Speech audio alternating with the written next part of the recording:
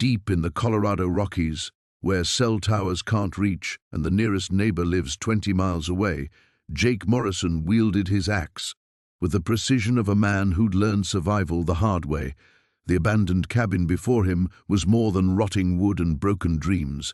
It was his last chance to fix the biggest mistake of his life. 3 years ago, Jake had walked away from everything, his family, his construction business, even his sister Sarah, when she needed him most.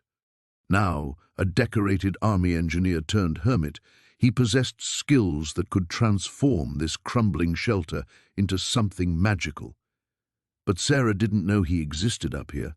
She didn't know he'd been watching from afar as she struggled through divorce, job loss, and the threat of homelessness with her twin daughters.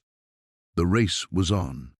Sarah's eviction notice gave him 30 days to complete what seemed impossible. Every sunrise brought him closer to revealing a secret that could either heal their shattered family or destroy what little trust remained between them.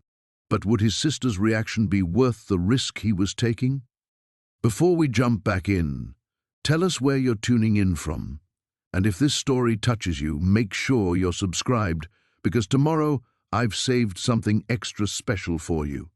Jake's weathered hands gripped the axe handle tighter as he surveyed the wreckage before him. Grandpa Morrison's old hunting cabin had seen better decades. The roof sagged like a defeated soldier. Half the windows were boarded up with plywood that had warped beyond recognition, and the front porch looked ready to collapse under the weight of accumulated snow and neglect. He'd driven down to Denver 2 weeks ago, his first venture into civilization in 8 months, to pick up supplies and check on the post office box he maintained for emergencies. That's when he'd seen her. Sarah, looking exhausted and defeated, standing outside a legal aid office with 8-year-old Emma and Lily flanking her like tiny bodyguards. Her auburn hair, once vibrant and wild, hung limp around her shoulders. The twins, mirror images of their mother with their bright green eyes and stubborn chins, clutched worn backpacks and wore coats that had seen too many winters.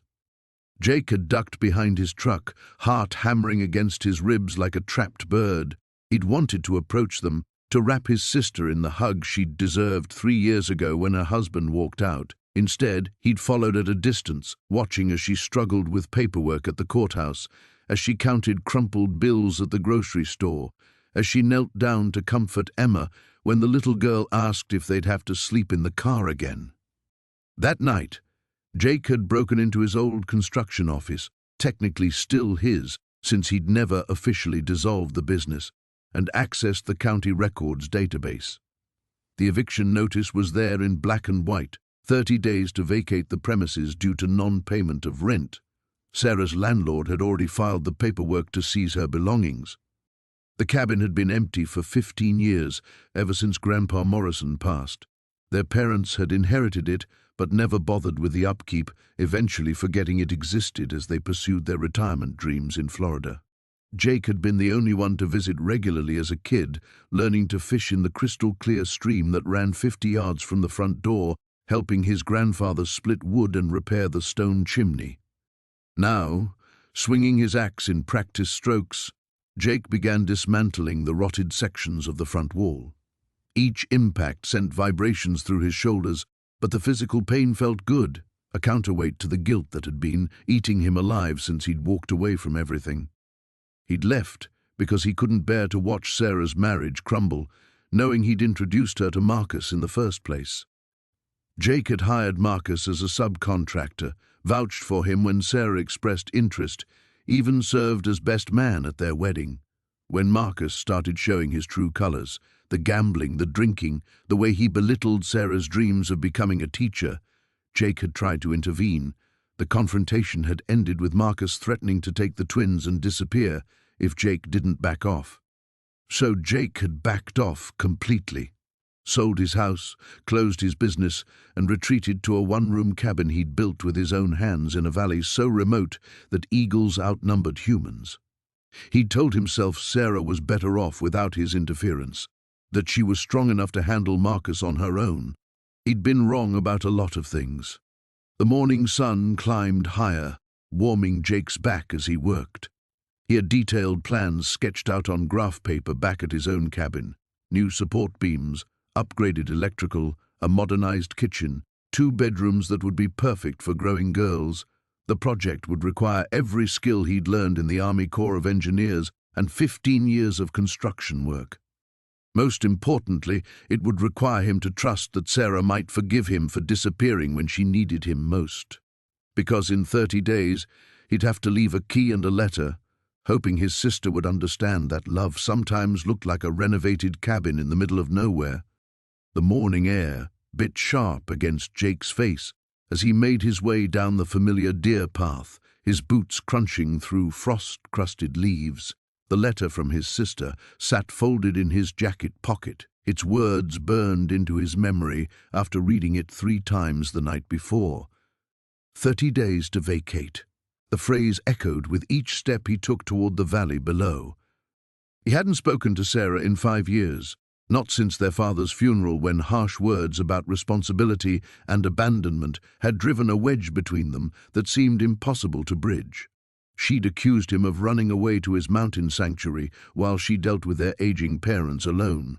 He'd countered that she'd chosen her path just as he'd chosen his. Both of them had been grieving, angry, and too proud to bend.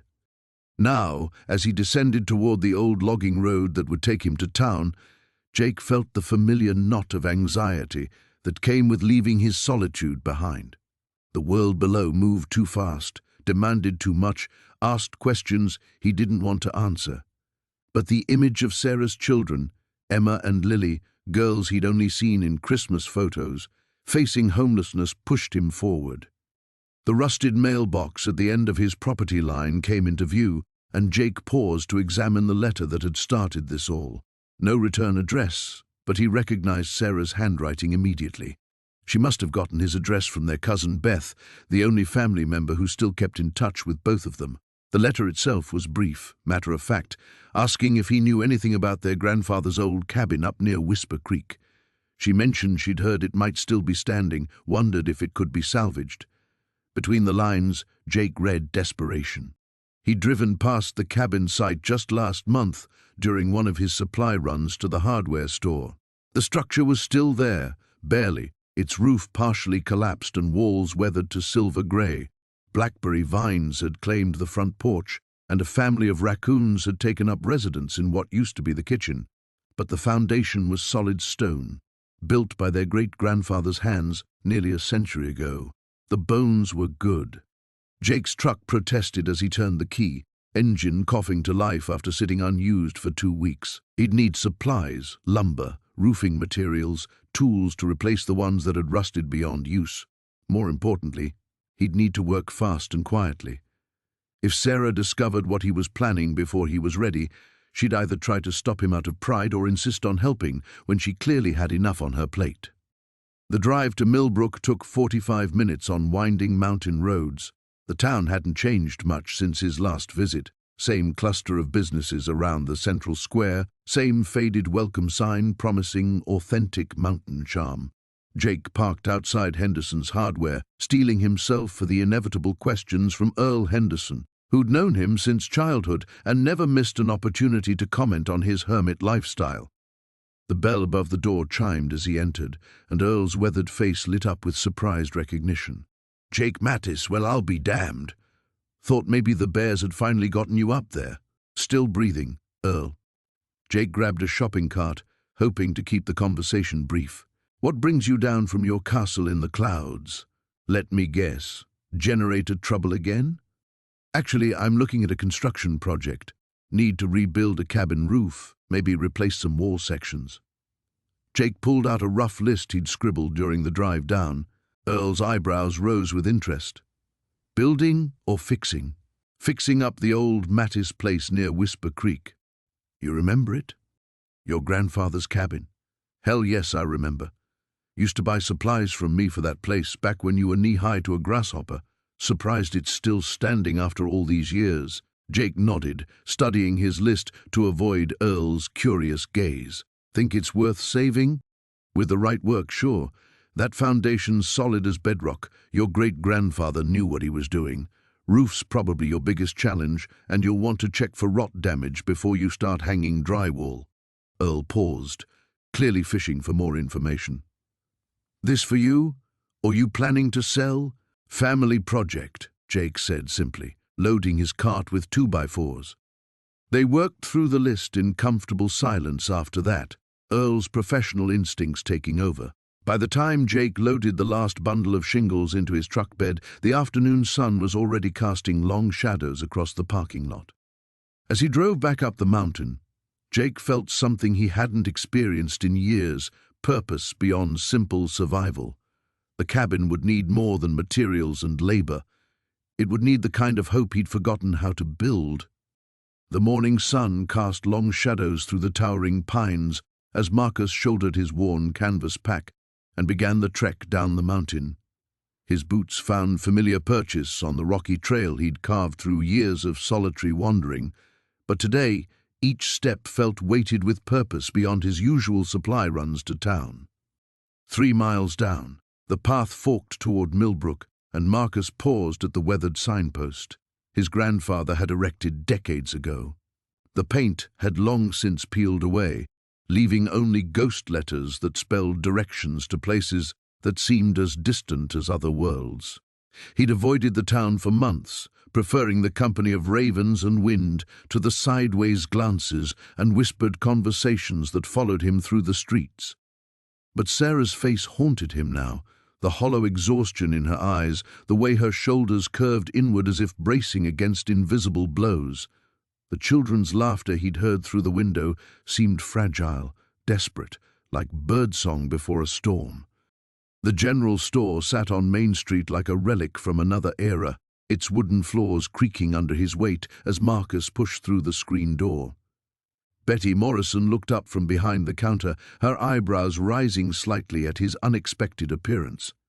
"Well, Marcus Chen, haven't seen you in a dog's age," she said, setting down her reading glasses.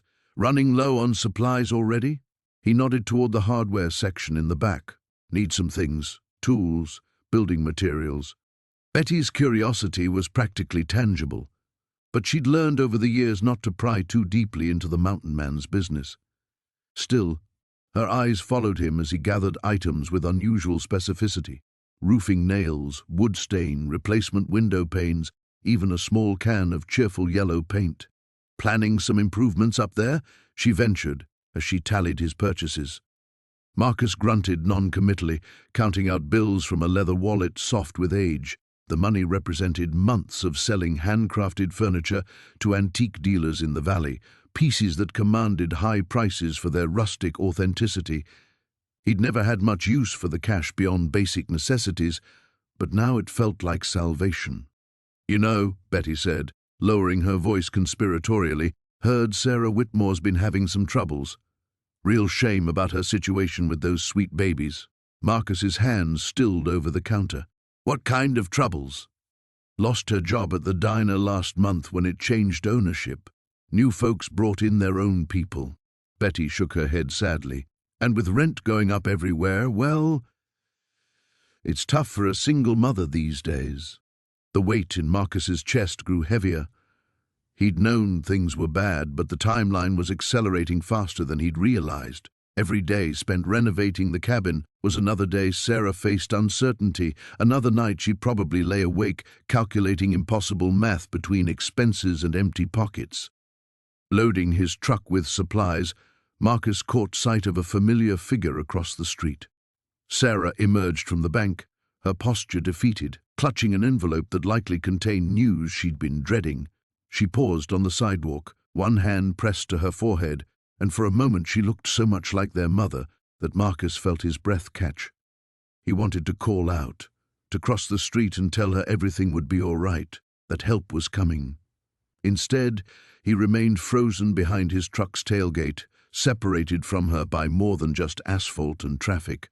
The chasm between them felt oceanic, built from years of his own making, constructed from stubborn pride and the weight of disappointments that had driven him into self-imposed exile.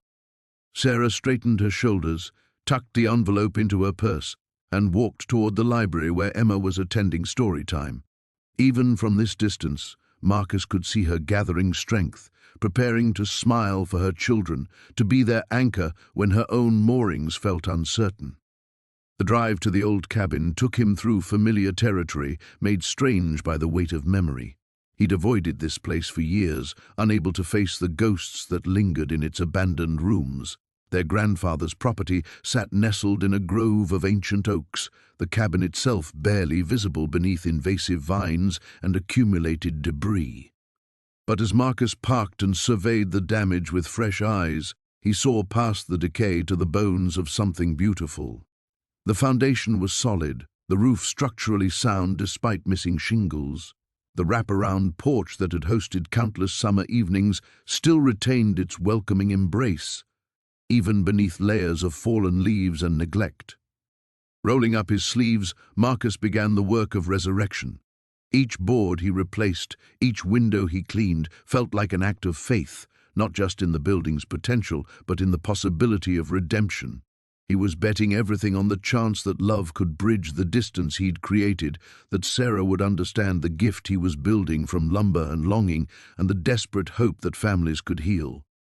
As the sun climbed higher, painting the forest in shades of gold and green, Marcus lost himself in the rhythm of restoration, building something beautiful from the ruins of what they'd lost. The early morning mist clung to the valley floor as Marcus shouldered his pack and began the trek down to Pine Hollow.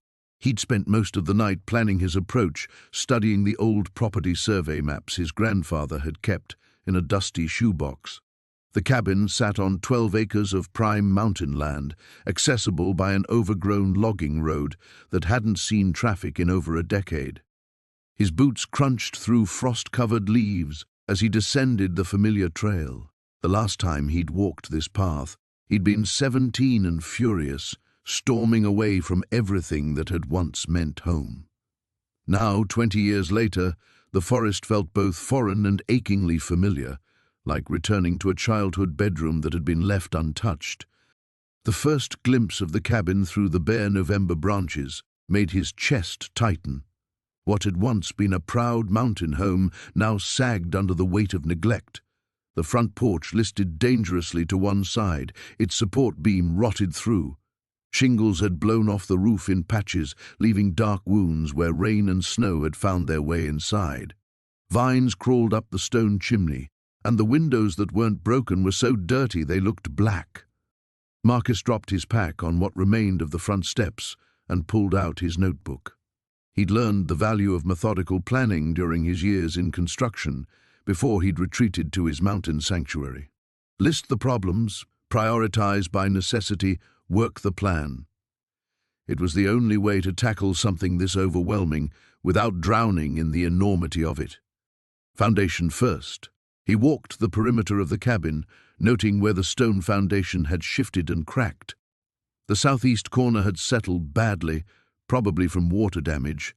He'd need to shore that up before doing anything else, or the whole structure could collapse under the weight of winter snow. The roof came next. He climbed carefully onto the sagging porch and hauled himself up to examine the damage. Worse than he'd thought. At least half the shingles would need replacing, and he could see daylight through gaps in the decking underneath. The chimney looked solid enough, though it would need repointing. Inside, the devastation was heartbreaking. Water damage had warped the hardwood floors his grandfather had laid by hand. The kitchen cabinets hung askew, their doors swollen shut from moisture. Animals had nested in the insulation, leaving behind decades of debris. The stone fireplace that had been the heart of so many family gatherings was now home to birds and squirrels. But underneath the damage, Marcus could still see the bones of something beautiful. The hand-hewn log walls were solid as bedrock. The river rock foundation, despite its settling, had weathered nearly a century of mountain winters. The wide plank floors could be restored with enough patience and elbow grease. This wasn't just renovation, it was resurrection. He spent the rest of the morning taking measurements and making lists. Lumber, shingles, foundation materials, plumbing supplies. The numbers added up quickly, far beyond what his modest savings could cover. But Marcus had other resources. 20 years of mountain living had taught him to be resourceful, to find value in what others discarded. The old lumber mill outside town had closed 5 years ago, but Marcus knew the owner still lived in the area.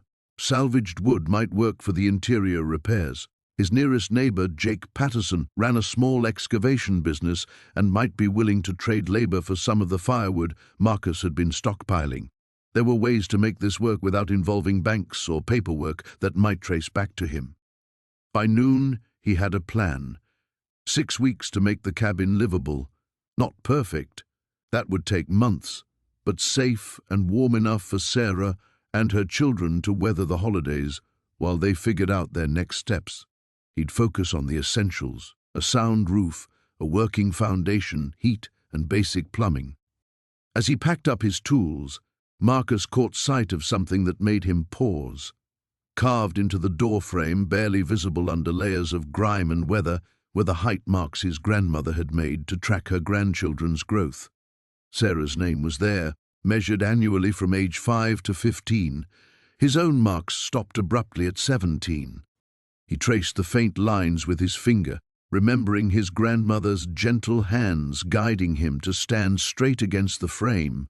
"You're growing into a fine young man, Marcus," she'd always said, her voice warm with pride and possibility. Standing in the ruins of what had once been home, Marcus made a silent promise to the memory of that woman who had believed the best of everyone. He would restore this place not just for Sarah, but for the family they had lost along the way. Maybe some things could be rebuilt stronger than they were before. The walk back up the mountain felt lighter somehow, despite the weight of the task ahead. The morning sun cast long shadows across the cabin's weathered porch as Marcus surveyed his progress. 3 weeks of dawn-to-dusk labor had transformed the skeleton of decay into something resembling hope. The roof no longer leaked, the foundation sat solid, and yesterday he'd managed to coax the old water pump back to life. Still, so much remained undone. He wiped sweat from his brow and reached for his thermos, pausing when an unfamiliar sound drifted through the trees. The low rumble of an engine growing closer. Marcus froze, coffee halfway to his lips. No one came up this old logging road. No one even knew it existed anymore. The sound grew louder, accompanied now by the crunch of tires on gravel and the occasional scrape of underbrush against metal. Someone was definitely heading toward the cabin. Marcus quickly gathered his tools, tossing them into the weathered toolbox he'd found in the barn. If this was some kind of official visit, county assessor, tax collector, or worse, he needed to disappear. A battered pickup truck rounded the final bend, its blue paint faded and its bumper held on with baling wire. Marcus ducked behind the cabin's corner, peering around the edge as the vehicle came to a stop in what used to be the front yard. The engine coughed twice before falling silent. The driver's door opened with a prolonged creak, and a woman emerged. She was perhaps 60, with steel-grey hair pulled back in a practical ponytail and clothes that spoke of hard work and harder times. She stood for a long moment, hands on her hips, studying the cabin with an expression Marcus couldn't quite read. "Well, I'll be damned," she said aloud, her voice carrying clearly in the mountain air. "Someone's been busy." Marcus pressed himself closer to the cabin wall, mind racing. Did this woman own the property? Had he been trespassing all this time? But that was impossible. He'd checked the county records himself. The land still belonged to the Patterson family trust, which meant it belonged to him and Emma. The woman approached the porch, her work boots heavy on the new planks Marcus had installed just days before. She ran her hand along the railing he'd rebuilt, testing its sturdiness. Then she moved to the front door, turning the handle he'd recently oiled and lubricated. "Hello?" she called into the cabin's interior. "Anyone home?" Marcus held his breath. After a few moments, the woman stepped inside, and he could hear her footsteps echoing through the rooms. She was examining his work, he realized. But why? Minutes passed before she emerged again, this time carrying a piece of paper she'd apparently found inside. She studied it in the sunlight, shaking her head with what looked like amusement. "Marcus Patterson," she said to herself, but loud enough for him to hear. Should have known. His blood turned to ice. She knew who he was. Somehow this stranger knew his name. The woman folded the paper, one of his supply lists he now realized with growing dread, and tucked it into her jacket pocket. She walked back to her truck with purposeful strides, but instead of leaving, she opened the passenger door and retrieved a large canvas bag. "I know you're here somewhere," she called out, not looking in any particular direction. "Your coffee's still steaming, and you left your measuring tape on the porch rail." Marcus cursed silently. In his haste to hide, he'd been careless. "Name's Ruth Henley," the woman continued, settling herself on the porch steps as if she planned to wait all day. "I've been looking after this place for nigh on 15 years. Well, looking after it as much as watching something fall down can be called looking after it." She opened her canvas bag and pulled out a wrapped sandwich and another thermos. "Your grandfather asked me to keep an eye on things before he passed. Paid me a little something every month to check the road, make sure no one was vandalizing the property. Of course, there wasn't much left to vandalize after the first few winters." Marcus found himself leaning forward, straining to catch every word. "I was the one who used to send him pictures," Ruth continued, taking a bite of her sandwich. "Every few months, I'd drive up here with my old camera and document how much worse things had gotten. Broke his heart, I think, but he wanted to know." She chewed thoughtfully, gazing out at the mountain vista. "Haven't been up here since the funeral. Figured whoever inherited the place would either sell it or let it rot completely. Imagine my surprise when I saw fresh tire tracks on the logging road. A jay called from somewhere in the trees, the sound sharp in the afternoon stillness." "I'm not here to cause trouble," Ruth said finally. "Truth is, I'm glad someone's finally trying to save this place. It was beautiful once. Could be again, with enough work and stubborn determination." She stood, brushing crumbs from her lap. "I'll be back tomorrow. We need to talk." The morning mist clung to the mountainside like a shroud as Marcus made his way down the familiar deer path, his boots finding purchase on stones worn smooth by decades of rainfall. He'd been walking these trails since he was knee-high to his grandfather's walking stick, but today every step felt weighted with purpose beyond his usual solitary wanderings. The old cabin sat in a clearing where the early sun filtered through towering pines, casting long shadows across what had once been Sarah's favorite place in the world. Marcus paused at the tree line, studying the structure with a contractor's eye rather than the nostalgic gaze he'd carried for years. The roof sagged dangerously on the eastern corner, and several foundation stones had shifted, causing the entire front porch to list like a sinking ship. He set down his canvas tool bag and pulled out a worn notebook, the same one he'd used for job estimates back when he still worked construction in the valley. The pencil felt foreign in his calloused fingers as he began cataloguing the repairs. New shingles for the roof, at least 2 bundles, maybe 3. The porch would need to be completely rebuilt, which meant fresh lumber, nails, and probably a full day's work just on the foundation. A chipmunk chattered from somewhere overhead, and Marcus found himself smiling despite the enormity of the task ahead. Sarah used to name every chipmunk she encountered during their childhood summers here, convinced she could tell them apart by the patterns on their faces. He'd always insisted they all looked the same, which would send her into elaborate explanations about how Whiskers had a white stripe, while Nutkins was more cream-colored. The memory stung more than he'd expected. When had he stopped seeing the differences Sarah had found so obvious? Marcus approached the cabin's front door, noting how the wood had warped enough to leave gaps that would let in rain, snow, and probably half the forest creatures in the county. The brass doorknob, tarnished but still solid, turned easily in his hand. Grandfather had never believed in locks this far up the mountain. Inside, the damage was both better and worse than he'd anticipated. Better because the structure itself remained sound, the log walls showed no signs of rot, and the massive stone fireplace stood as solid as the day grandfather had built it stone by stone.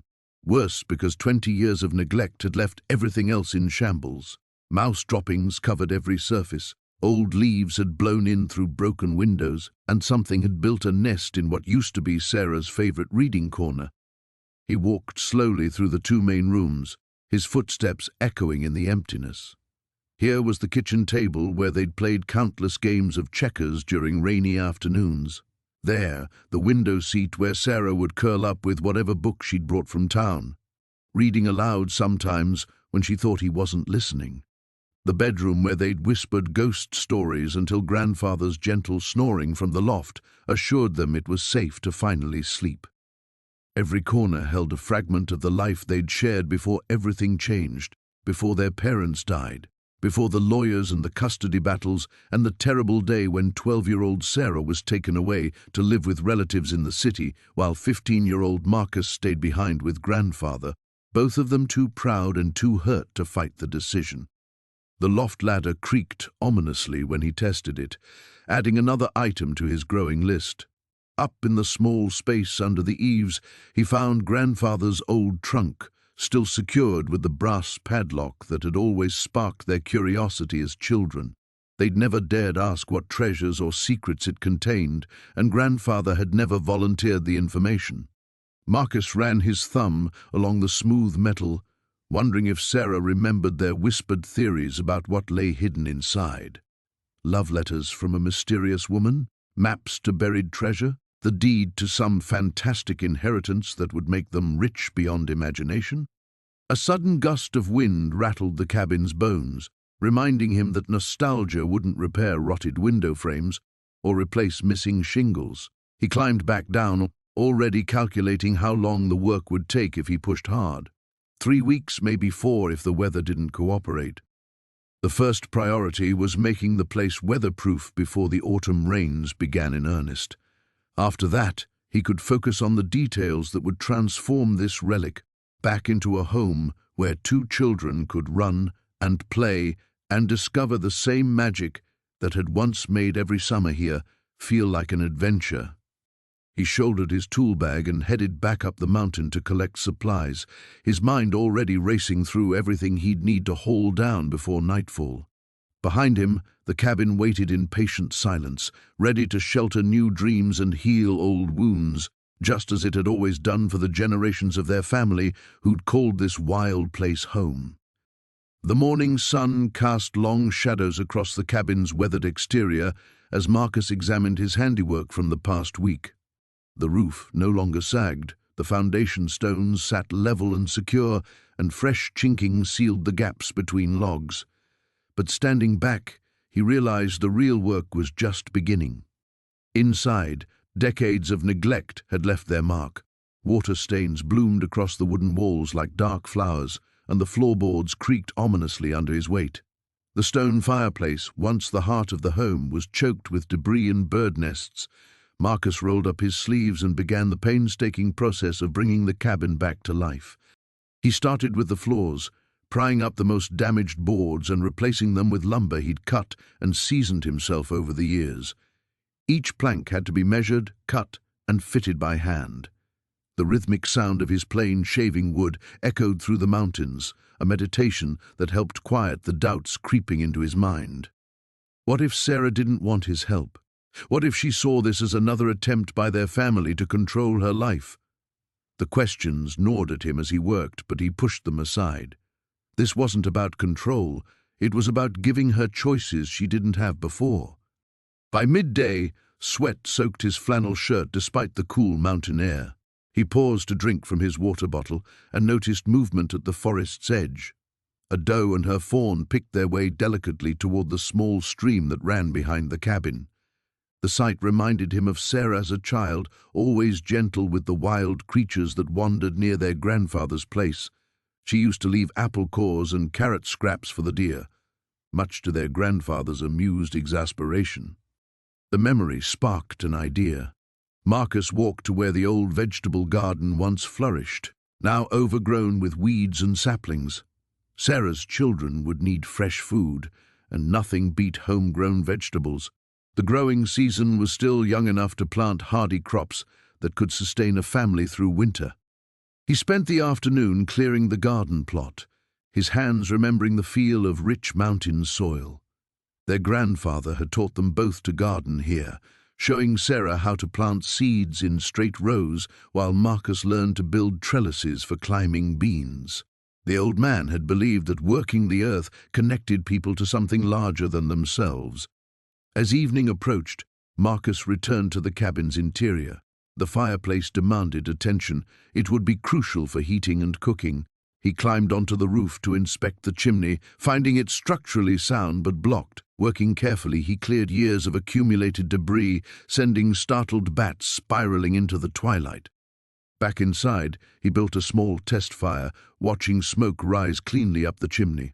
The flames cast dancing shadows on the freshly cleaned walls, and for a moment the cabin felt alive again.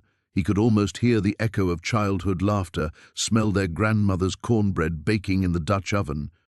The next morning brought an unexpected visitor. Marcus looked up from installing new window frames to see a familiar pickup truck bouncing up the old logging road. Tom Henderson, his nearest neighbor, climbed out with a curious grin. "Wondered who was making all that noise up here," Tom said, surveying the work. "Looks like you're bringing the old place back." Marcus nodded, unsure how much to reveal. Tom was a good man, but mountain communities had long memories and even longer conversations around kitchen tables. "Family project," Marcus said simply. Tom's weathered face broke into a knowing smile. "Heard through the grapevine that Sarah might be coming back. Always liked that girl. She had spirit." He gestured toward a toolbox in his truck bed. "Brought some things you might need, and Mary sent along some curtains and quilts she thought might work." Marcus felt an unexpected tightness in his throat. Mountain folks might keep to themselves, but they took care of their own. "Much obliged." "Sarah's got kids now, doesn't she?" Tom asked, hefting a box of supplies. "2, boy and a girl." "Well then, they'll need that old tire swing your grandfather hung. Ropes probably rotted through by now." Tom pulled a length of sturdy rope from his truck. "Kids need proper swings." As Tom drove away, Marcus looked at the rope in his hands. He'd forgotten about the tire swing, but his body remembered the joy of soaring out over the hillside, Sarah's delighted squeals echoing through the trees. He found the massive oak tree, its gnarled branches still strong enough to hold children's dreams. Working by lantern light that evening, Marcus sanded the interior walls smooth, erasing water stains and years of neglect. Each stroke of sandpaper felt like peeling back time, revealing the warm honey color of the original logs. The cabin was beginning to remember what it used to be, a sanctuary, a home where love had once flourished and could flourish again. The morning sun filtered through the pine boughs as Marcus hefted another beam into position, his muscles screaming in protest. 3 weeks of dawn to dusk labor had carved new lines around his eyes, but the cabin's transformation was undeniable. What had been a skeleton of rotting wood and broken dreams now stood proud against the mountain backdrop, its fresh timber gleaming like honey in the early light. He paused to wipe the sweat from his brow, allowing himself a moment of satisfaction. The roof was solid now, the walls plumb and true. Yesterday he'd installed the last of the windows, double-paned glass that would keep the winter winds at bay. The old stone fireplace, once choked with debris, now drew perfectly after he'd spent 2 back-breaking days clearing the chimney. A rustling in the underbrush made him freeze, hammer halfway to nail. Through the trees he caught a glimpse of flannel and denim, hikers probably, though this trail saw precious little traffic. Marcus grabbed his tools and slipped around to the cabin's far side, pressing himself against the newly chinked logs. His heart hammered as voices drifted closer. "I'm telling you, Sarah, we took a wrong turn back at the creek," a man's voice complained.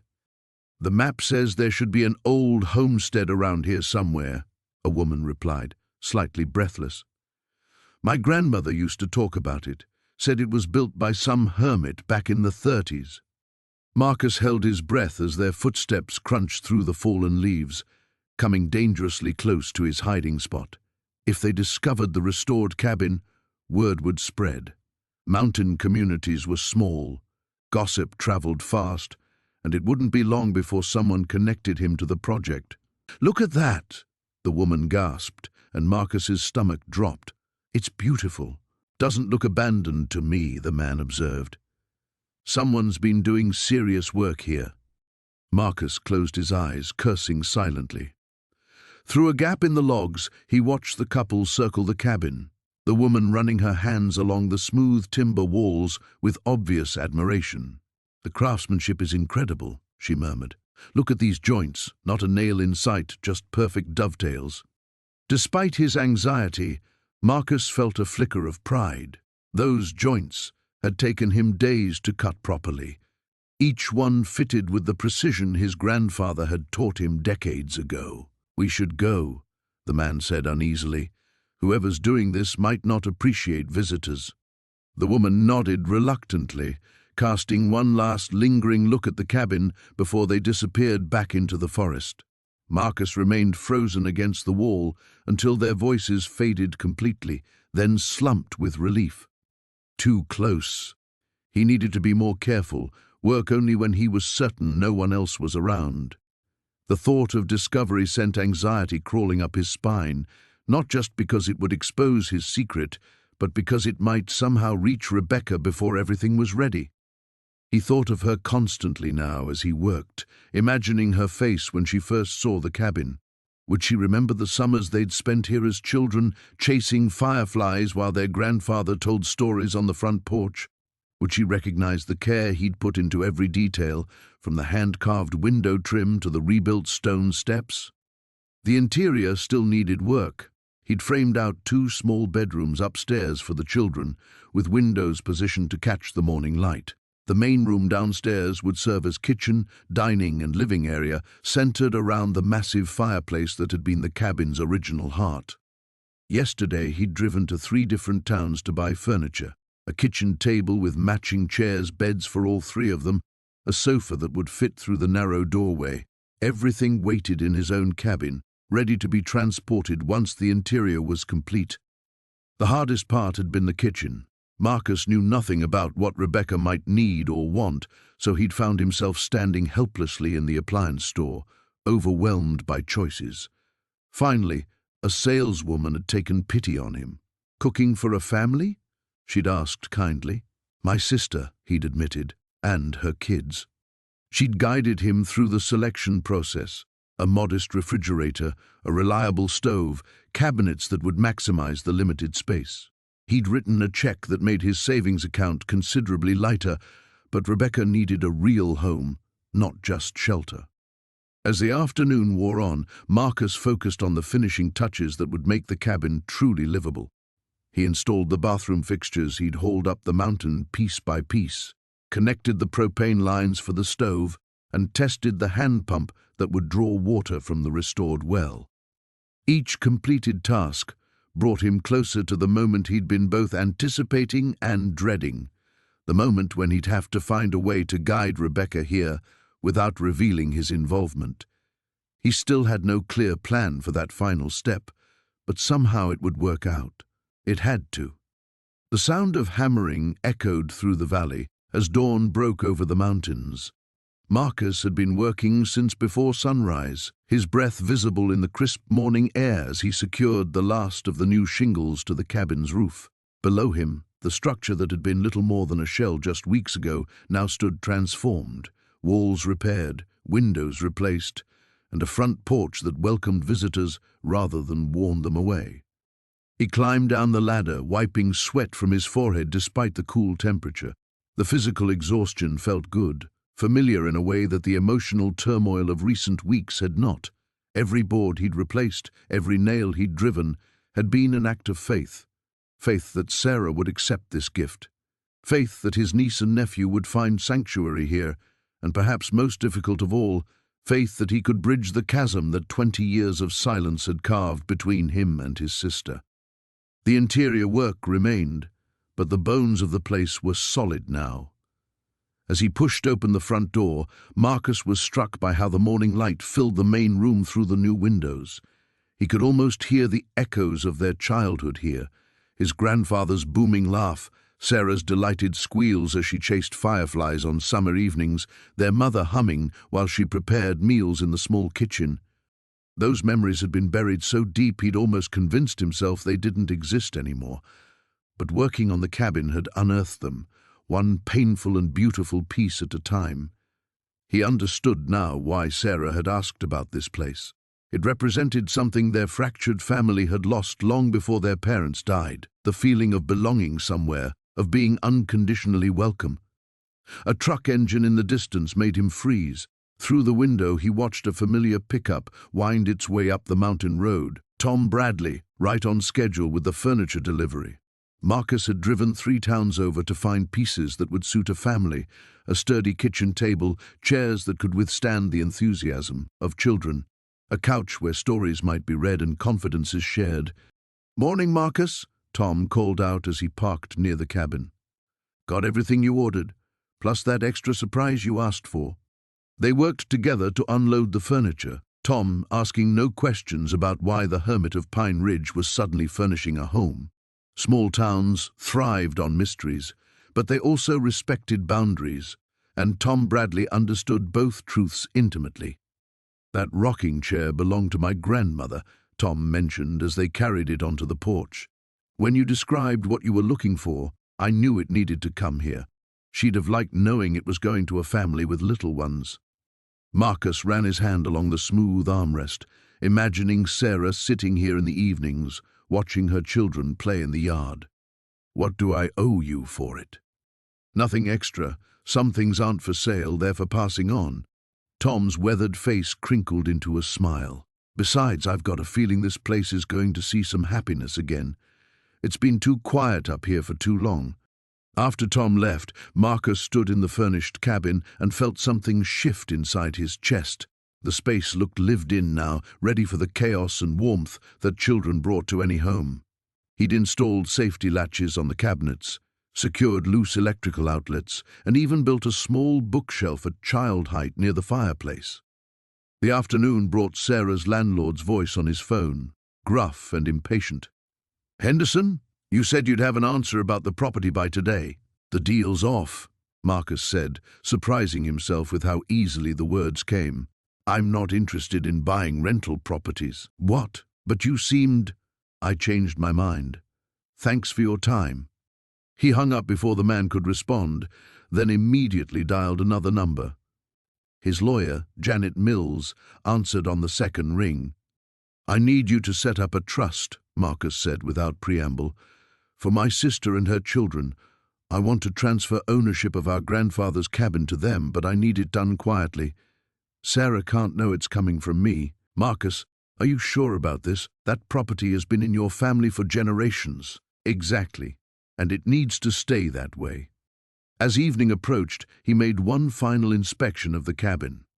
Fresh linens on the beds, a full pantry, enough firewood to last through winter. Everything a family might need to start over, to heal, to find their way back to each other. Tomorrow, Sarah would receive a call from Janet's office about an inheritance she never knew existed. Within a week, she and the children would be here, in this place where their grandfather had taught them both that family meant never having to face the world alone. Marcus locked the cabin door and headed home, carrying with him the knowledge that sometimes love meant stepping back into the shadows and trusting that the light would find its way to those who needed it most. The morning air carried the scent of sawdust and pine resin as Marcus drove his weathered pickup down the mountain road, lumber rattling in the bed behind him. 3 weeks of dawn-to-dusk work had transformed the skeletal frame of the old cabin into something that was beginning to resemble a home again. The foundation was solid, the roof weather-proofed, and yesterday he'd finally gotten the wood stove connected and working properly. But it was Sarah's voice on the phone last night that had changed everything. 30 days, she had whispered into the receiver, her words barely audible over Emma's coughing in the background. The landlord's attorney served the papers yesterday. "If I can't come up with 3 months back rent by then—" Marcus had gripped the phone tighter, staring out at the cabin's glowing windows where he'd been working late into the evening. "How much?" "It doesn't matter, Marcus. I can't keep asking you for help. You've already done enough, and I know you don't have that kind of money anyway." She was wrong about that. The inheritance from their grandfather hadn't just been the cabin and land. There had been money too, carefully saved over decades of frugal mountain living. Marcus had never touched it, never needed it for his simple existence. But Sarah didn't know about the inheritance, didn't know their grandfather had left everything to both of them, not just Marcus as she'd assumed. He'd let her believe otherwise all these years. Another wall he'd built between them. Now, pulling into the hardware store parking lot in town, Marcus felt the weight of the cashier's check in his shirt pocket. Enough to cover her rent and then some, but simply mailing it to her would solve nothing. She'd refuse it, too proud to accept what she saw as charity, too hurt by years of his silence to trust his motives. The cabin had to be perfect first, had to be ready to welcome her home. "Morning, Marcus." Bill Henderson looked up from restocking paint cans as Marcus entered the store. "You're becoming quite the regular customer these days. That project of yours must be coming along nicely." "Getting there." Marcus pulled out his list, carefully written in pencil on a scrap of brown paper. "Need some things for finishing work." As Bill gathered the supplies, cabinet hardware, light fixtures, a few gallons of warm sage green paint that reminded Marcus of their mother's favorite dress, he chatted about the weather, the early snow predicted for next week, the way the aspens were already starting to turn gold up on the high ridges. "You know," Bill said, wrapping the light fixtures in newspaper, "Sarah Martinez stopped by yesterday. Your sister, isn't she?" Marcus stiffened. "She was here?" "Picking up cleaning supplies for that office building she works at nights. Looked tired, poor thing. Those kids of hers are lucky to have such a dedicated mother, but she's wearing herself thin." Bill's eyes studied Marcus carefully. "Shame how families sometimes drift apart. Life's too short for that kind of distance." The words followed Marcus back up the mountain, echoing in his mind as he carried the supplies into the cabin. The main room glowed with afternoon sunlight streaming through the windows he'd repaired and rehung. The old pine floors, sanded smooth and sealed with 3 coats of polyurethane, gleamed like honey. He'd found most of the original furniture in the barn, buried under tarps and decades of dust, their grandfather's dining table, solid oak worn smooth by countless family meals, the rocking chair where their grandmother had sung lullabies, the bookshelf that had held stories Marcus and Sarah had shared as children before the world had gotten so complicated. Each piece restored was a memory reclaimed. He was installing the new kitchen faucet when he heard the vehicle coming up the drive. The engine sounded wrong, too rough, too labored. Marcus stepped onto the porch, wrench still in his hand, and watched Sarah's ancient sedan struggle around the final curve. Steam poured from under the hood, and the car shuddered to a stop near the barn with a mechanical death rattle.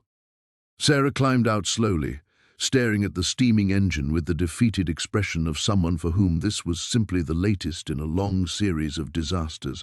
She hadn't seen him yet, hadn't noticed the restored cabin or the truck parked behind the barn. She was alone, and something about her posture, shoulders curved inward as if protecting herself from the world, made Marcus's chest tighten with protective fury.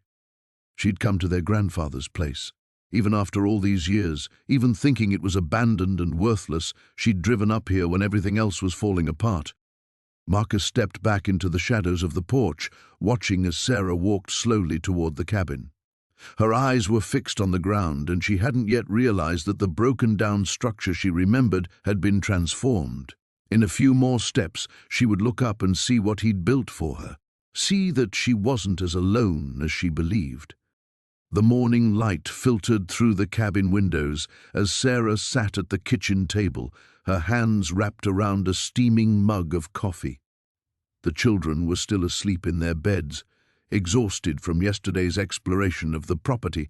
She'd barely slept herself, her mind churning with questions about who had done all this work and why.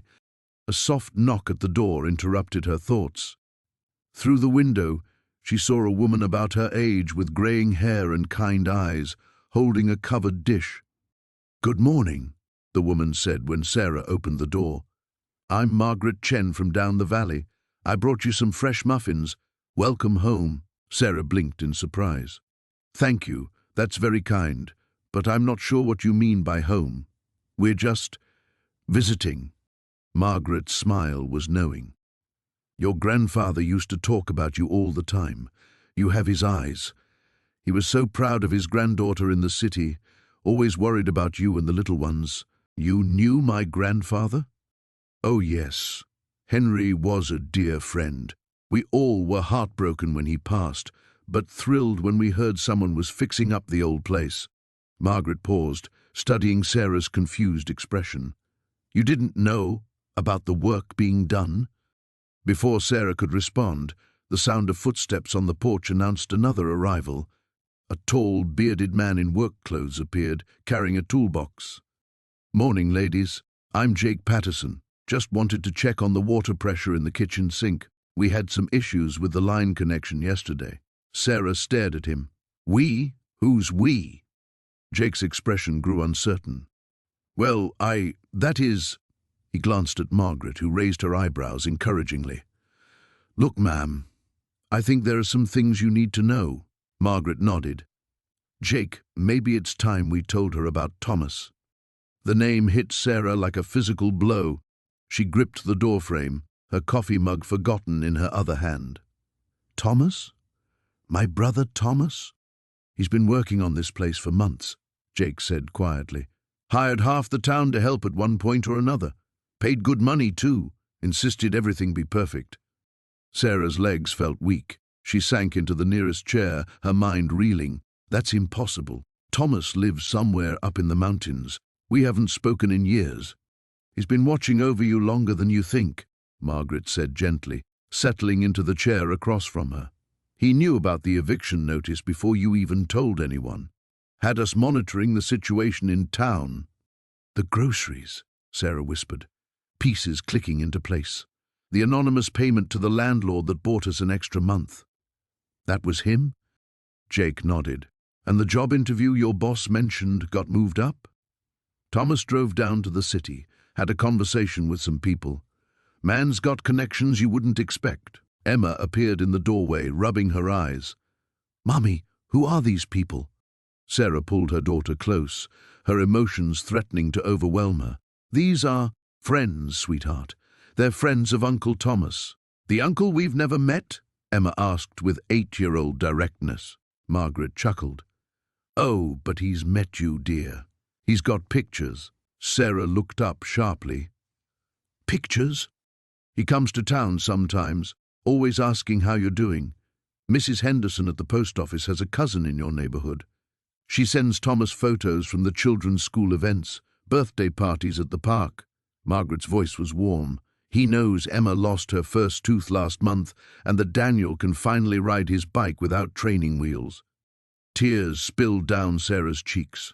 All those years of thinking he'd abandoned them, and he'd been there all along, watching from a distance. Where is he now? She asked. Jake and Margaret exchanged glances. He was here until 2 nights ago, Jake admitted. Been camping in the woods, making sure every detail was right, but when he saw your car coming up the road, he disappeared. Left instructions for us to tell you everything, but only if you asked. Why won't he see me? Margaret reached across the table and squeezed Sarah's hand. Honey, that brother of yours carries a load of guilt that's been weighing him down for years. He thinks he failed you when your parents died, thinks he wasn't strong enough to keep the family together. But he was just 19, Sarah protested.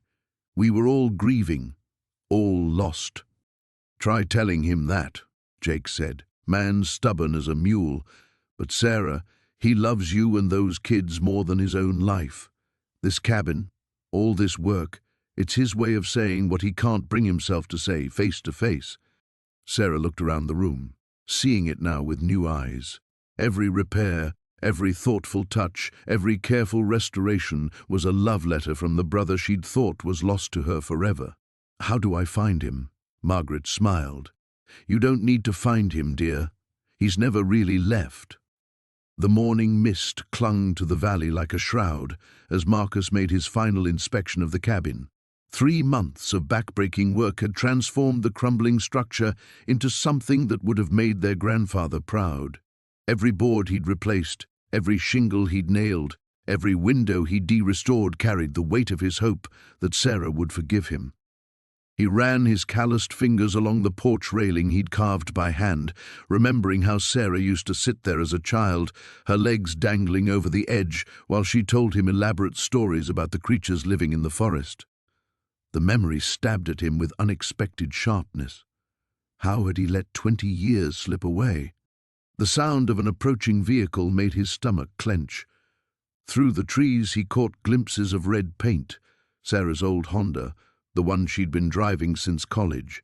She was early. He'd planned to leave the keys under the flower pot with a simple note, avoiding the confrontation he wasn't ready for. Marcus ducked behind the tool shed, his heart hammering against his ribs like a caged bird. He watched as the car pulled into the clearing he'd carefully maintained, gravel crunching under the tires.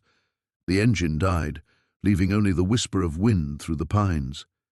Sarah stepped out slowly, her dark hair longer than he remembered, streaked with premature silver that caught the filtered sunlight. She wore the same guarded expression she'd inherited from their father, but her eyes, those were their mother's eyes, wide and searching. "Hello?" she called out, her voice carrying across the clearing. "Is anyone here?" Marcus pressed himself closer to the shed wall, splinters catching at his jacket. He should leave. This was her moment, not his. But his feet refused to move as he watched her approach the cabin with tentative steps. She paused at the bottom of the porch steps, one hand reaching for the railing he'd spent days perfecting. Her sharp intake of breath was audible, even from his hiding spot. She recognized the craftsmanship, the same precise joinery their grandfather had taught them both during those golden summers, before everything fell apart. "Marcus?" The name emerged as barely a whisper, but it hit him like a physical blow. "Marcus, I know you're here." He closed his eyes, fighting the urge to run deeper into woods where he belonged, where the complications of human connection couldn't touch him. But Sarah's footsteps on the porch boards he'd laid himself kept him frozen in place. The front door creaked open. He'd left it unlocked, the way their grandfather always had. For long minutes, silence stretched between the cabin and his hiding place. Then came a sound that nearly broke his resolve, Sarah crying. Not the harsh sobs of grief he remembered from their father's funeral, when they'd stood on opposite sides of the grave like strangers. These were quiet tears, the kind that spoke of wonder and gratitude and a pain too deep for words. Marcus found himself moving before conscious thought could stop him. He rounded the corner of the shed and crossed the clearing with measured steps, each one feeling like a small betrayal of the solitude he'd cultivated for so long. He climbed the porch steps and found Sarah standing in the main room, her back to him as she took in the restored interior. He'd spent weeks choosing the perfect wood stain to match their grandfather's original work, had hunted through antique stores to find period-appropriate fixtures. Even the stone fireplace had been carefully repointed, ready for the winter fires that would keep her children warm. "I couldn't save the farm," he said quietly, his voice rusty from disuse. "But I could save this." Sarah turned slowly, tears streaming down her cheeks. Up close, he could see the exhaustion etched around her eyes, the worry lines that hadn't been there 20 years ago. Life had worn her down in ways that made his chest ache. "Why?" she asked, and the single word contained decades of hurt and confusion. Marcus looked around the room where their grandfather had taught them to whittle, where their grandmother had fed them warm bread and stories in equal measure, where a family had existed before pride and stubbornness had torn it apart. "Because I was wrong," he said, the admission scraping his throat raw. "About everything, about you, about what family means." He gestured helplessly at the space around them. "I thought if I could fix this place, maybe I could fix what I broke between us." Sarah took a step closer, her eyes searching his face as if trying to reconcile the brother she remembered with the bearded stranger before her. "The eviction notice. That was you? I had to get you here somehow," he admitted. "Your landlord's an old friend. He was never going to throw you out." For a moment, Marcus thought she might slap him. Instead, Sarah laughed, a sound caught between hysteria and relief that echoed off the newly chinked walls and wrapped around his heart like a homecoming. The morning sun cast long shadows across the cabin's front porch as Elena sat on the steps, watching Tommy and Sarah chase fireflies that had lingered past dawn. 3 weeks had passed since they'd moved in, and the children's laughter had become as natural a part of this place as the sound of wind through the pines. She cradled her coffee mug, steam rising in the crisp air, and marveled at how quickly their lives had transformed. The eviction notice felt like a distant nightmare now, replaced by something she'd almost forgotten existed: peace. But beneath that peace, questions still gnawed at her. "Mama, look what I found." Sarah came running up the path, her small hands cupped carefully around something precious.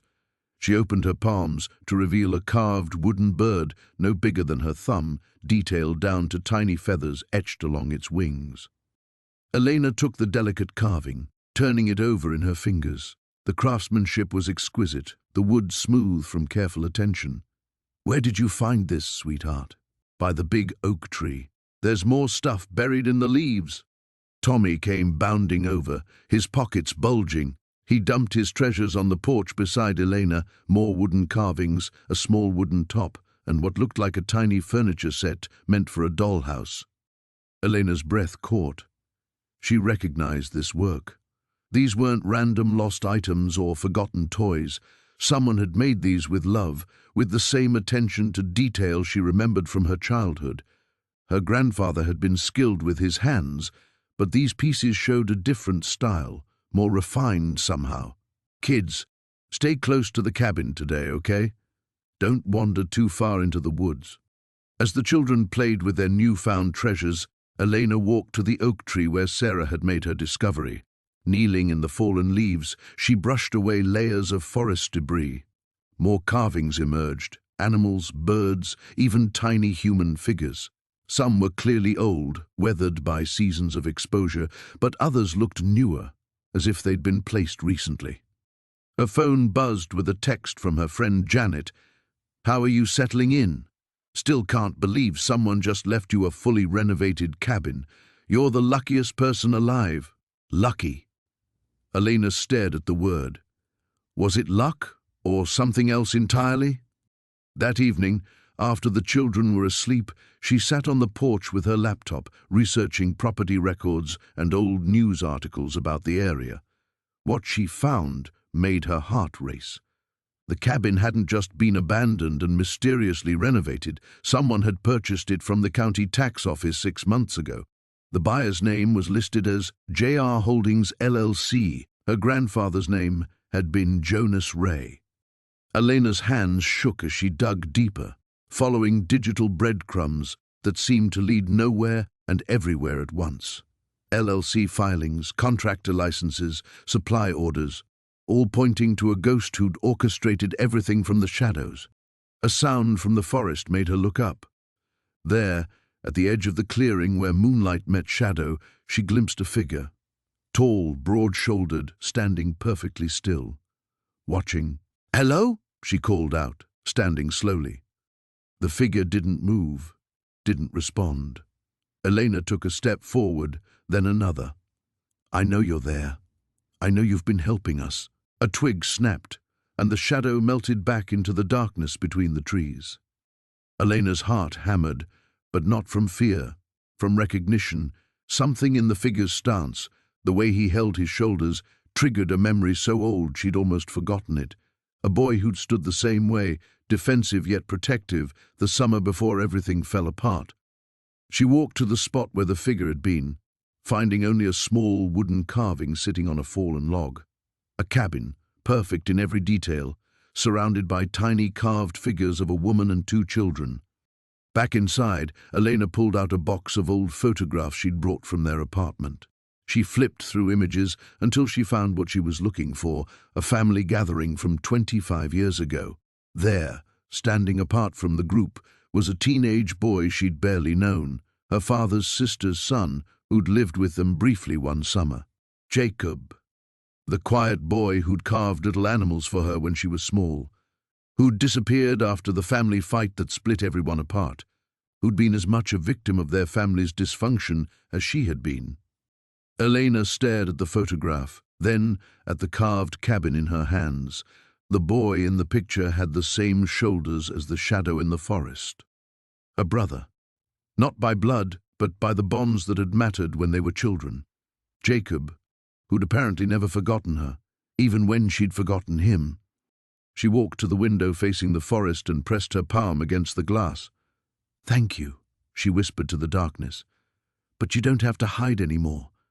The morning sun cast long shadows across the cabin's porch as Maya sat with her coffee, watching Ben and Lucy chase fireflies that had lingered past dawn.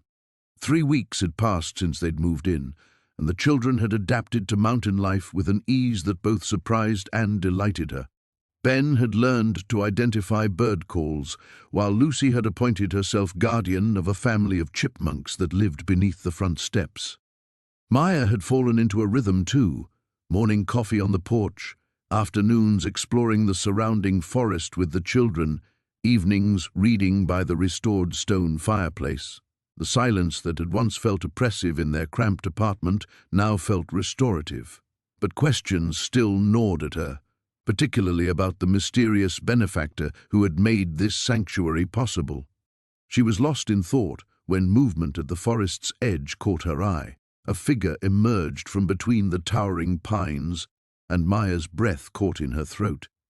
Even after all these years, even with the full beard and weathered clothing, she knew that walk, the set of those shoulders. "Thomas," she whispered, the coffee mug slipping from her fingers to shatter on the porch boards. Her brother froze when he saw her, like a deer caught in headlights. For a moment, neither moved. 15 years collapsed into nothing. She was 22 again, screaming at him to grow up, to take responsibility, while he stood silent and stubborn in their grandfather's kitchen. "Mama?" Ben appeared at her side, having heard the crash. "Who's that man?" Thomas's eyes shifted to Ben, then to Lucy, who had stopped chasing fireflies and was staring with open curiosity. Maya watched her brother's expression soften as he took in the children, his nephew and niece, whom he'd never met. "Kids," Maya managed, her voice barely steady. "Go inside for a minute. But Mama, now, please." Ben took Lucy's hand and led her through the cabin door, though Maya could see their faces pressed against the window. She stood slowly, her legs unsteady, and faced the brother she'd thought she'd lost forever. Thomas removed his worn baseball cap, running his fingers through graying hair. "Maya!"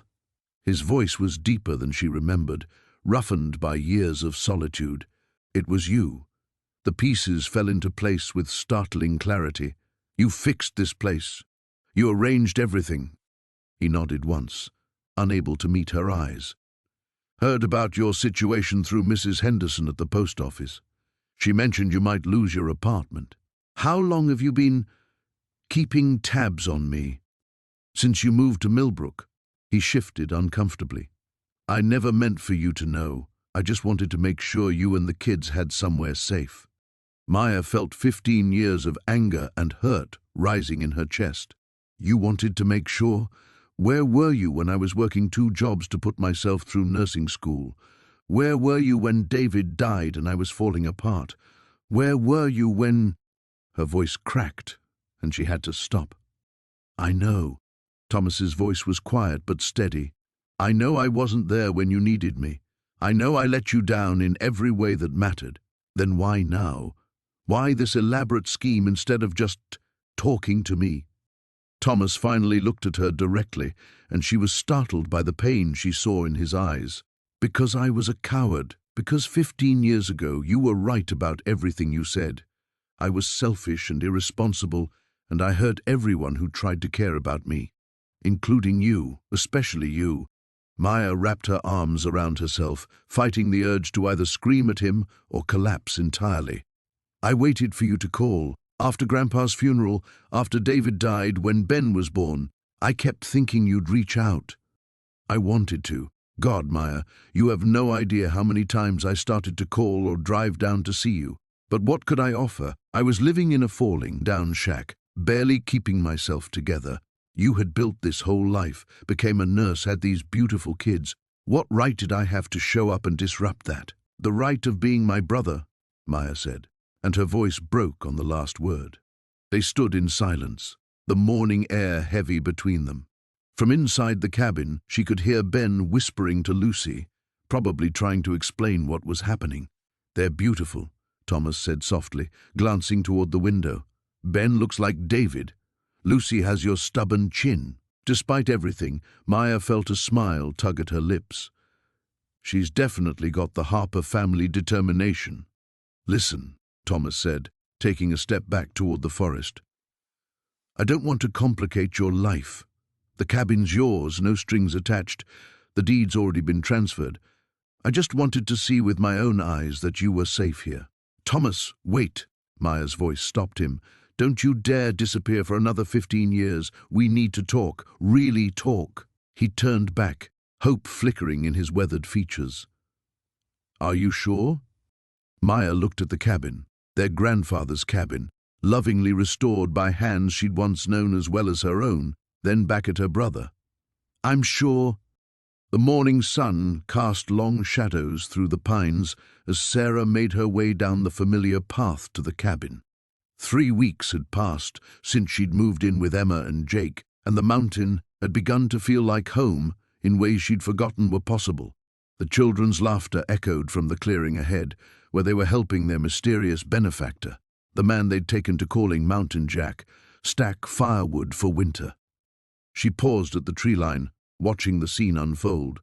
The tall, bearded figure moved with practiced efficiency, his weathered hands guiding Jake's smaller ones as they positioned each log. Emma sat cross-legged nearby, weaving wildflowers into chains while keeping up a steady stream of chatter that somehow the taciturn man seemed to genuinely enjoy. "Mama, look!" Emma called, spotting her. "Jack's teaching us how to build a proper woodpile. It's like a puzzle." Sarah's heart clenched as she stepped into the clearing. Over the past weeks, she'd watched this stranger, who appeared sporadically to help with repairs or bring supplies, become an unexpected constant in their lives. He never stayed long, never shared much about himself, but his presence had become as natural as the mountain air itself. "You're early today," she said, approaching the woodpile. The man's eyes met hers briefly before returning to his work, that familiar guardedness settling over his features. "Storm coming," he said simply, nodding toward the western peaks where dark clouds were beginning to gather. "Wanted to make sure you had enough split wood." Jake wiped his hands on his jeans, chest puffed with pride. "I did almost a whole row by myself." "You did," the man agreed, and Sarah caught the hint of a smile beneath his beard. "Your grandfather would have been proud." The words hit her like a physical blow. She stared at him, really looked at him for the first time in weeks past the beard and weathered skin and careful distance. The shape of his jaw, the way he held his shoulders, the particular blue of his eyes that she remembered from childhood games of hide-and-seek in these very woods. "Thomas?" The name escaped her lips as barely a whisper. The man, her brother, went utterly still. Emma looked up from her flowers, sensing the sudden tension. Jake continued stacking wood, oblivious to the charged atmosphere. "Kids," Sarah said, her voice strangely calm, "why don't you go inside and start lunch? I need to talk to Jack for a minute." "But we're not done." Jake started to protest. "Now." The firmness in her tone brooked no argument. Both children gathered their things and headed for the cabin, Emma casting curious glances over her shoulder. When they were alone, Sarah stepped closer, studying every line of his face. "How long have you been planning this? The cabin, the repairs, conveniently appearing whenever we needed help." Thomas, she couldn't think of him as anyone else now, removed his work gloves slowly, buying time. "Since I heard about the eviction." "Heard from who? We haven't spoken in 15 years.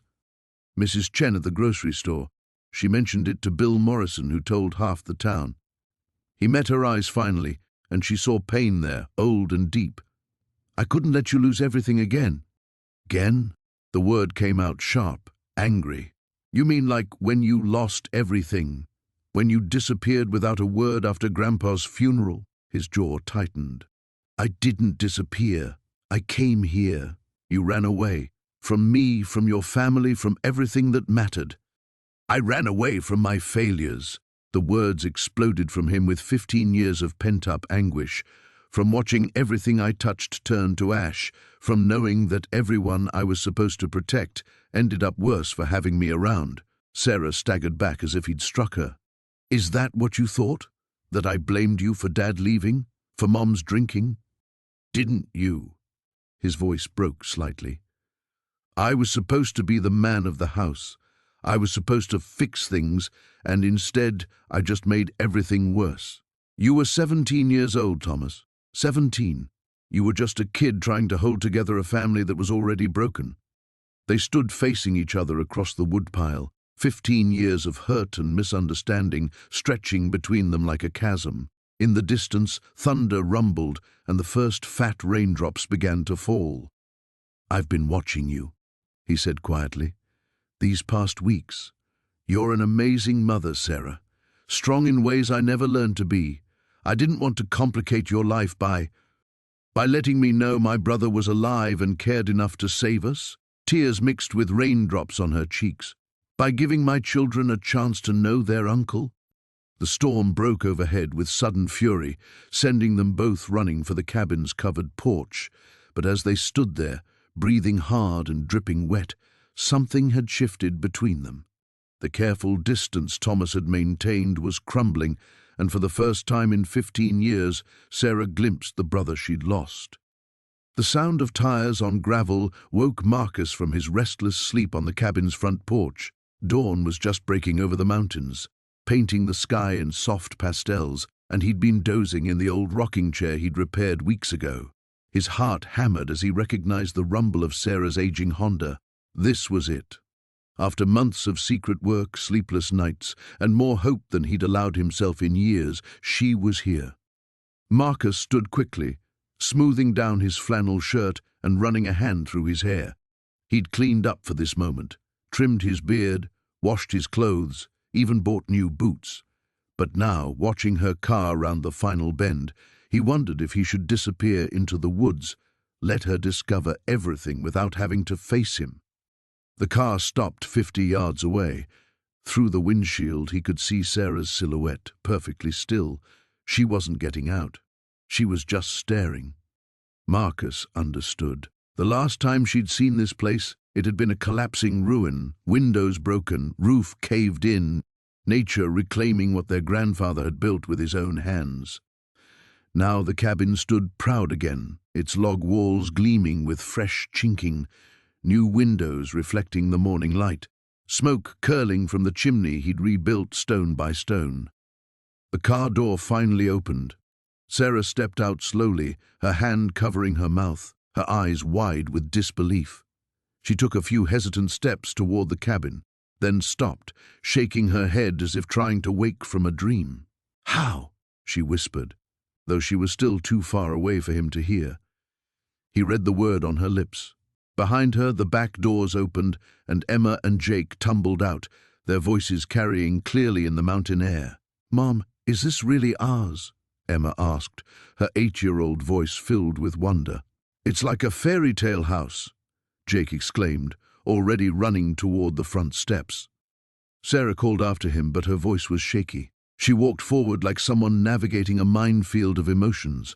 When she reached the porch steps, she noticed the wind chimes hanging from the eaves, the same ones that used to hang there when they were children, carefully restored and rehung. Her breath caught. "Jake, Emma, stay close," she managed, though the children were already exploring, their delighted laughter echoing off the surrounding pines. Marcus stepped forward from where he'd been standing beside the woodshed, his movement catching her eye. Sarah spun toward him, and for a moment they just looked at each other across the distance of years and hurt and stubborn pride. "Hello, Sarah." Her eyes filled with tears, but she didn't speak. She looked back at the cabin, then at him again, understanding dawning on her face. "You did this," she said. It wasn't a question. He nodded, shoving his hands deep in his pockets. Figured it was time. Time for what? Time to come home. Sarah pressed her lips together, fighting for control. "Marcus, I don't understand. How did you even know about the eviction, about any of it?" "Mrs. Chen called me." "Mrs. Chen?" Sarah's eyebrows shot up. My neighbor, Mrs. Chen, has your phone number? Marcus almost smiled at her incredulous tone. She's got everyone's phone number. Apparently she's had mine for 2 years, just in case. He took a step closer. She was worried about you. Said you were too proud to ask for help, but too good a person to not deserve it. So you decided to rebuild our grandfather's cabin. Sarah's voice was carefully neutral, but he could see the storm of emotions in her eyes. Just like that. Wasn't just like that. Took me 4 months. 4 months. She walked up the porch steps, running her hand along the railing he'd crafted to match their grandfather's original design. You did all this in 4 months? Had help, some of the local guys, when they heard what I was doing. Marcus followed her up the steps, maintaining his distance but wanting to be close enough to catch her if the emotions overwhelmed her. Turns out there are still people around here who remember Grandpa, who remember what this place meant to him, what it meant to us. Sarah reached the front door and stopped. Hanging there was a small wooden sign, hand-carved and weathered to look like it had always been there, the Sullivan place. He always called it that, she whispered. I remember. She turned to face him then, tears streaming down her cheeks. Why, Marcus? After everything that happened between us, after the things we said? Because you're my sister, he said simply. Because these are his great-grandchildren, and they deserve to know where they come from, because some things are more important than pride. Emma came running around the corner of the cabin, her face glowing with excitement. Mom, there's a tire swing, and Jake found a treehouse.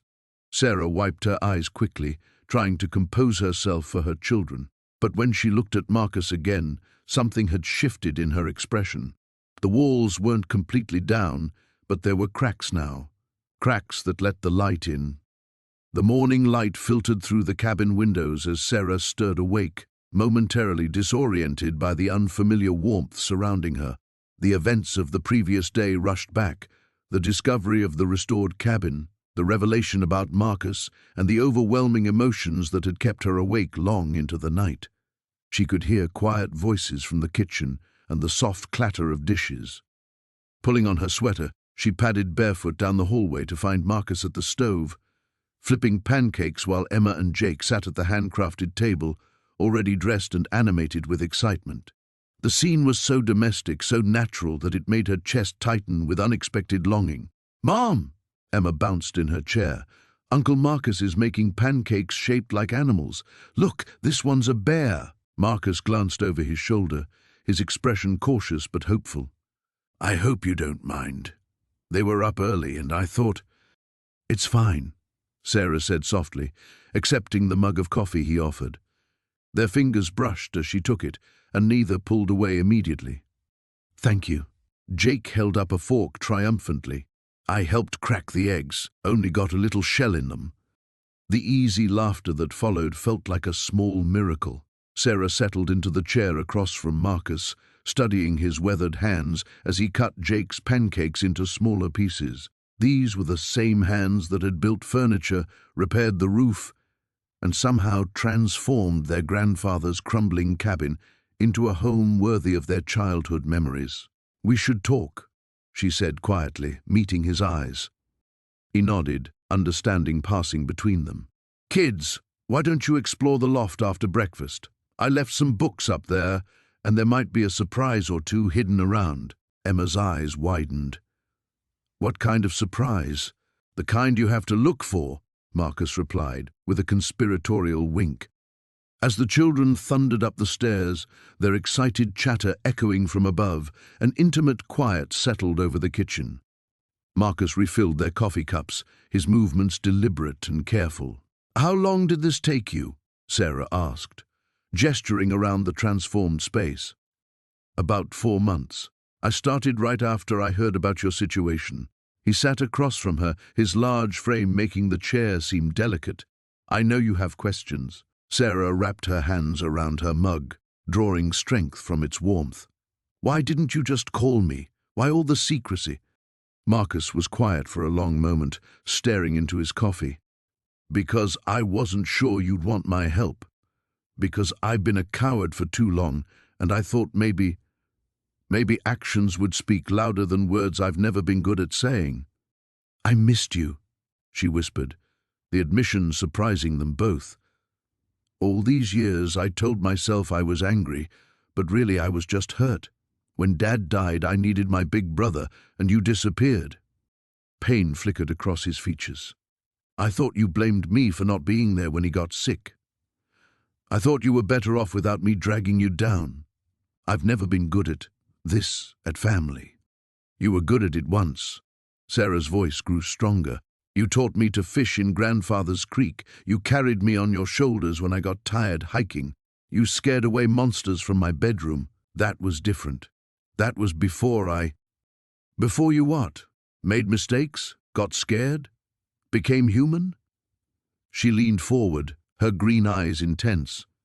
"Marcus, we all have regrets, but running away from family isn't the answer. I learned that the hard way." From above, they heard Emma's delighted squeal and Jake's whooping laughter. Whatever surprises Marcus had hidden were apparently being discovered. "I found journals," Sarah continued, "grandfather's journals, hidden in his desk. Did you know he wrote about us?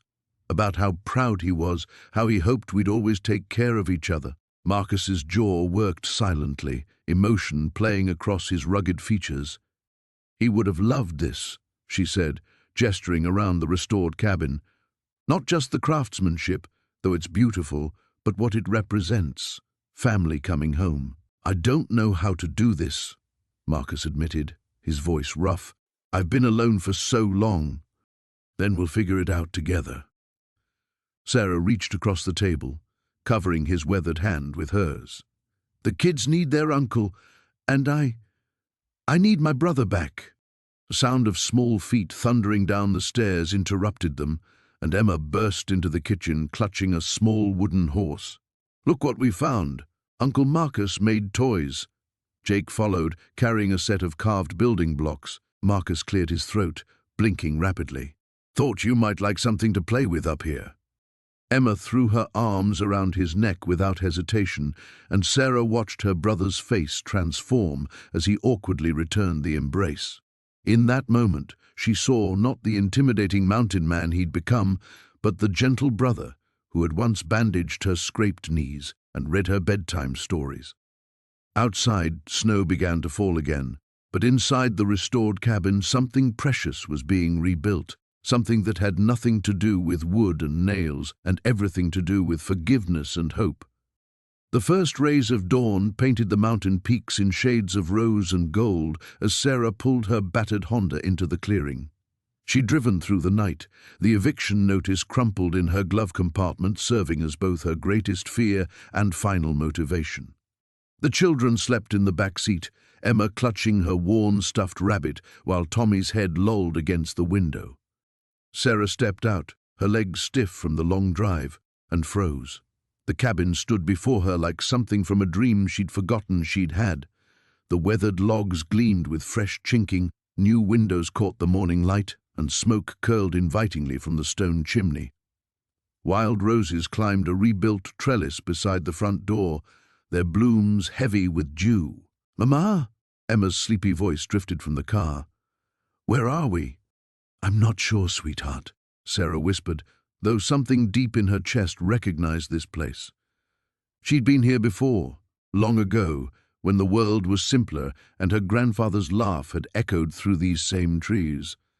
A figure emerged from the tree line, and Sarah's breath caught. The man was tall and lean, with dark hair touched by premature gray and eyes the same deep green as her own. He moved with careful deliberation, as if unsure of his welcome. "Hello, Sarah." The voice unlocked a flood of memories. Summer afternoons building forts, whispered conversations under star-filled skies, a boy who'd promised to always be there before life had torn them apart. "Marcus?" Her voice broke on his name. "Oh my God, what are you doing here? How did you—" "I heard about the eviction." He stopped several feet away, his hands shoved deep in his pockets. "I couldn't let you and the kids have nowhere to go." Tommy stirred in the back seat, pressing his face against the glass. "Mom, who's that man?" Sarah's heart hammered against her ribs. He's your Uncle Marcus." She watched her brother's face transform at the word uncle, a mixture of wonder and pain crossing his weathered features. 3 months ago he'd been a stranger. Now, seeing him through her children's eyes, she realized how much he looked like their father had at that age. "You did this?" She gestured at the cabin, overwhelmed. "All of this?" Marcus nodded, his gaze moving to the children. "Grandpa always said this place was meant for family. I thought maybe—" He trailed off, vulnerability flickering across his face. "I thought maybe it was time it had some again." Emma climbed out of the car, her rabbit dragging in the dirt. She studied Marcus with the fearless curiosity of a 6-year-old. "Are you really our uncle? The one who knows about bears?" A smile tugged at Marcus's lips. "That's me. Mama's been sad," Emma announced matter-of-factly. "Are you going to make her not sad anymore?" Sarah felt heat rise in her cheeks. "Emma, that's not—" "I'd like to try," Marcus said quietly, his eyes meeting Sarah's. "If she'll let me." Tommy emerged from the car, instantly drawn to a rope swing hanging from an ancient oak. "Can I try?" "After breakfast," Sarah said automatically, then paused. If we're staying for breakfast." Marcus stepped closer, close enough that she could see the silver threading through his beard, the new lines around his eyes. "The cabin's yours, Sarah, yours and the kids. I fixed it up, but I didn't do it to stake a claim. I did it because you're my sister, and I failed you once. I won't do it again." Tears blurred her vision. "You didn't fail me. We were kids when everything fell apart. When Mom and Dad died, when you left, I should have fought for you. Should have found a way to keep us together instead of running to these mountains." His voice was rough with old regret. "I can't change that, but I can give you this. A place where your kids can grow up safe, where they can know their family." Emma tugged on Sarah's jacket. "Mama, can we go inside? It smells like pancakes." Marcus cleared his throat. "I may have gotten a little carried away with the welcome breakfast. There's bacon, too, and fresh eggs from the neighbors' chickens." "You have neighbors?" Sarah laughed, wiping her eyes. "Just one. About 2 miles up the ridge. She's the one who suggested the roses." He gestured to the climbing vine. "Said a house needs flowers to be a proper home." Tommy had abandoned the swing and was exploring a small vegetable garden beside the cabin. "Uncle Marcus, there's carrots growing here." "Those are for you to take care of," Marcus called back. "Every good mountain man knows how to grow his own food." Sarah watched her children discover their new world, their laughter echoing off the mountain walls. For the first time in years, the weight in her chest began to lift. "Thank you," she whispered. Marcus smiled, the expression transforming his entire face. "Welcome home, little sister." As the sun climbed higher, painting the valley in golden light, Sarah knew they'd found something she'd thought was lost forever. They'd found their way back to family.